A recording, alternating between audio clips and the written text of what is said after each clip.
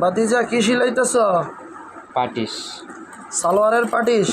সুন্দর করে সেলাই করো। দেখেন ও পাটিস করতেছে।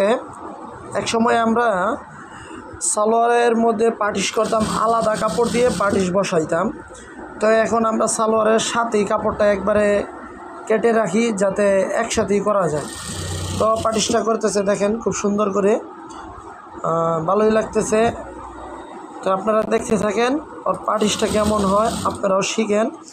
এটা একবারে আমরা এই যে সালোয়ারের সাথে দেখেন একবারে জয়েন করে দিচ্ছি। ফুল সালোয়ারটা যখন 38 লম্বা হবে 1 ইঞ্চি বেশি রাখবেন বা 1.5 ইঞ্চি পাটিসের চওড়া অনুযায়ী, সেইভাবে রেখে তারপরে আমরা পাটিসটা করি। আচ্ছা বাকি কাজগুলো করো তুমি। তারপরে আপনার পাটিসটা উল্টায় সুন্দর করে এই সাইডটা ঘষে একদম মিশাইয়া নেবেন বক্রমের সাথে। সেলাই শুরু করো তুমি। হ্যাঁ এই যে দেখেন ওর সেলাইতেছে। প্রথম পাটিসের একদম মুড়ি মুড়ি সেলাই হবে। তো আপনারা টেলারিং কাজের অনেক কিছুই আমাদের কাছ থেকে জানতে পারবেন এবং নানান বিষয়ে আলহামদুলিল্লাহ আমরা জানি।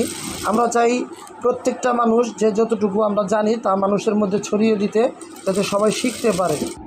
এই যে দেখেন এক এক করে সেলাই, 3টা সেলাই দিচ্ছে, এখানে টোটাল 5টা সেলাই হবে। তো আপনারাও এভাবে ইচ্ছা করলে 5টা সেলাই দিয়ে সুন্দর করে একটি পাটিস সালোয়ার সেলাই করতে পারেন।